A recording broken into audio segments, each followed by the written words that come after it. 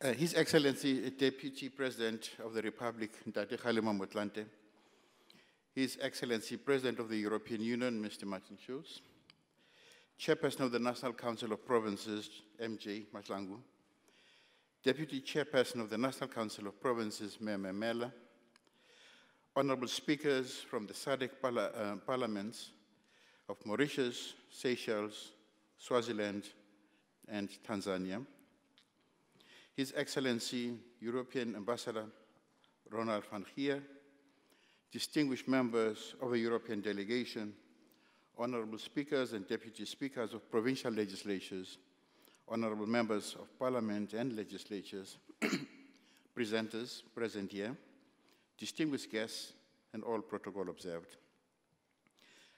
Good morning to you all. It's my pleasure to welcome you to the South African Parliament and to the South African Legislative Sector's annual consultative seminar here in Cape Town at the foot of Table Mountain, our newest World Heritage Site. Before you leave, we will make sure that you also reach the top of Table Mountain, either on foot or by cable car. Honorable members, fiscal oversight globally is a function performed by legislatures to ensure wise stewardship of public resources and efficient service delivery. The capacity of parliaments and legislatures to actively intervene in the fiscal management process of our government and more generally in its adoption, but also monitoring, is an indication of its effectiveness. The role of the executive in fiscal policy and economic development has been clearly defined and established over time. However, varying opinions and practice, if any, exist on the role legislatures should play in economic development and transformation. Therefore, as part of the broader responsibility and mandate excuse me, as the South African legislative sector, we deemed it crucial to focus on the role of legislators in economic development and transformation at this seminar. So this seminar is, in essence, about the role of legislators in economic development and transformation. This theme invites us to reflect not only on alternative models of economic growth and development, but also on the constitutional mandate that legislatures must carry out in these and other circumstances that our times impose on us. This annual gathering, therefore, brings together the European Union, international parliaments, African parliaments, the Pan-African Parliament, the executive and civil society, with a specific purpose to engage with each other in specific areas of the legislative sector's mandate. Development cooperation between South Africa and the European Union has been operational since 1995 and has focused on 13 areas, which amongst others include job creation, science and technology, the environment, health, and education. Since 2009, the South African legislative sector and the European Union have enjoyed a dynamic partnership and successful collaboration on many fronts, in particular enhancing and strengthening the capabilities of our legislative sector. In April this year, 225 members of parliament and the provincial legislatures completed their advanced certificates in governance and leadership at the University of the Witwatersrand. We congratulated them then, we continue to congratulate them today too on their achievement. As a South African legislative sector, we are committed to further strengthening our collaboration. We have also broadened this partnership to include our regional and continental parliaments in our common undertaking to realize a more equitable, prosperous, and sustainable future. Honorable members, Nobel Peace Laureate and one of Africa's greatest sons, Nkosi Albert Luthuli, in 1964, invited Africa, and I quote, to cast her eyes beyond the past and to some extent the present, with their woes and tribulations, trials and failures, and some success, and see herself as an emerging continent bursting for freedom, close quote.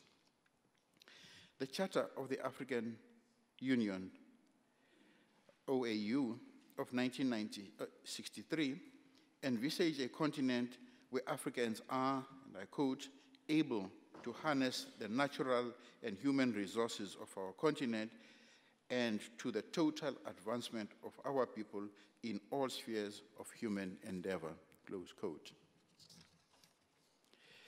These reflections are opportune as we celebrate the 50th anniversary of the founding of the Organization of African Unity and more than a decade since the formation of the African Union, the AU. To mark these milestones, the heads of state declared the year 2013 as a year of Pan-Africanism and the African Renaissance.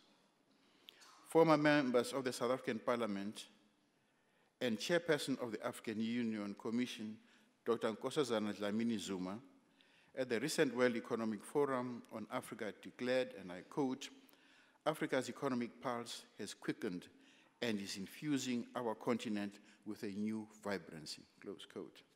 Indeed, Africa's time has come.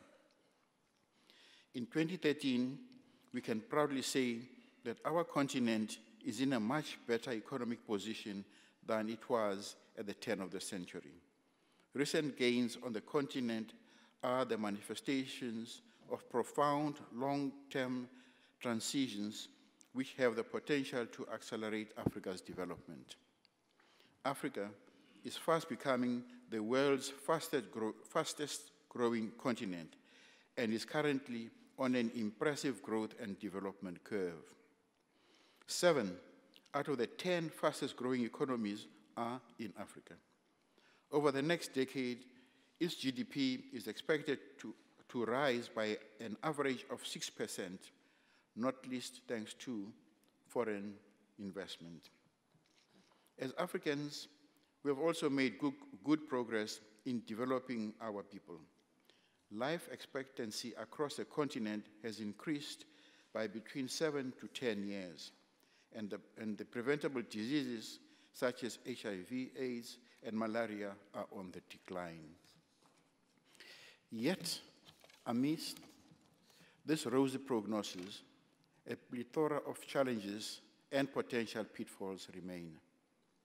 The most obvious challenges being the necessity for the inclusive economic growth, growing the green economy, and making better use of the capabilities of our human resources. Honorable members, new pathways on economic growth are emerging, especially in developing countries, in particular the social and solidarity economy, which refers to forms of production and exchange that have both economic and social objectives, is gaining traction in the aftermath of the global crisis.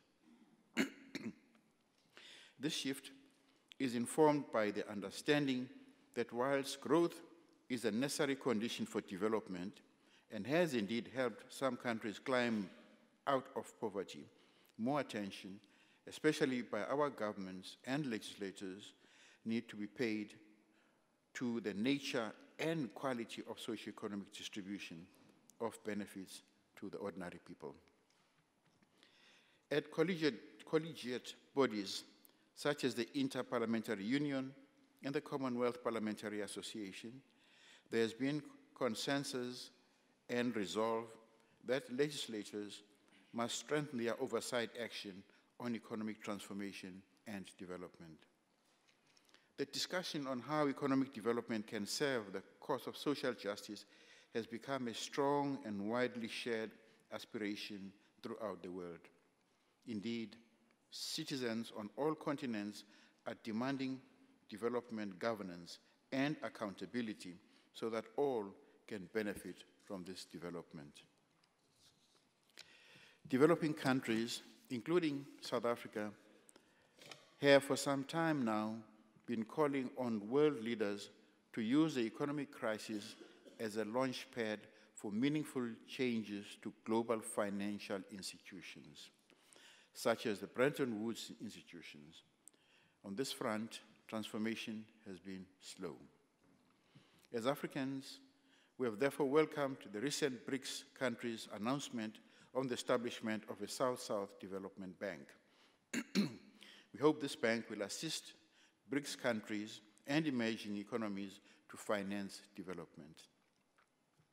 In this regard, the time has also come for all of us to recognize the importance and significance of regional institutions to guarantee peace, security, human rights, and sustainable development. Our geopolitical institutions, such as the African Union, SADC Parliamentary Forum, and the Pan-African Parliament, amongst others, require not only greater visibility, but above all, greater support from all of us to realize our aspirations of economic integration, inclusive growth, and collective action. In this regard, members of Parliament must play their role by first strengthening our oversight function on international treaties and agreements, and secondly, increasing the inputs of Parliament into new global policies. Honorable members, since the advent of democracy, South Africa has made remarkable progress on many fronts. In particular, the building of inclusive society, rolling back the shadow of history and broadening opportunities for our people. We have, however, grappled and continue to grapple with persistent poverty and inequality, as well as a range of other developmental challenges. In particular, the high unemployment rate has remained our Achilles heel, and recent figures from Stats South Africa on unemployment paint a very bleak picture. The figures show that 4.6 million of our people between the ages of 15 to 64 are unemployed, the highest since 2008. These statistics underscore the importance of legislators becoming the drivers of inclusive economic growth, development, and transformation. In 2012, Parliament approved the National Development Plan, a 30-year development roadmap to spur inclusive economic growth and development for more people in our country. The successful implementation of the National Development Plan, however, requires that legislators and the entire society become its champions. In practice, this requires of us to become familiar with every aspect of this plan and to ensure that it is integrated into our oversight and legislative processes. It also necessitates joint and common approaches as well as mature leadership, both in government and from communities, to see this plan through. Honorable members, as mentioned earlier, the international development community is refocusing its attention on sustainable pathways. The Rio Plus 2012 United Nations Conference called for countries, including parliamentarians, to adopt integrated approaches which advance economic, social, and environmental objectives simultaneously. This is also the thinking that prevails in relation to the post-2015 Sustainable Development Goals agenda. As parliamentarians, we must not miss the opportunity to part of the process which will shape the post-2015 Sustainable Development Agenda. Failure to do so will be an abdication of our responsibility to act in the best interest of the people and the vulnerable in our society. Honorable members, over the course of the next 2 days, the ensuing discussions must provide us with a way forward with respect to how we, as a collective, strengthen parliaments and legislatures' role in long-term sustainable economic growth and development. How we elevate the importance of legislatures in fiscal management and improve oversight mechanisms. And lastly, more practically, this gathering should identify the mechanism by which we strengthen parliamentary and legislative collaboration and exchange in South Africa, the region, and the African continent and globally. Let this international seminar not only diagnose problems, but let us together propose solutions to the challenges we have identified. And let's turn these solutions into real and meaningful outcomes. Let us start thinking out of the box. Let us together search for new approaches and solutions to the major challenges facing our respective nations and the world at large. Nelson Mandela reminded us, and I quote, "Democracy itself cannot survive unless the material needs of the people, the bread and butter issues, are addressed as part of the process of change and as a matter of urgency," close quote. It should never be that the anger of the poor should be the finger of accusation pointed at all of us because we failed to respond to the cries of the people for food, for shelter of the individual. I thank you.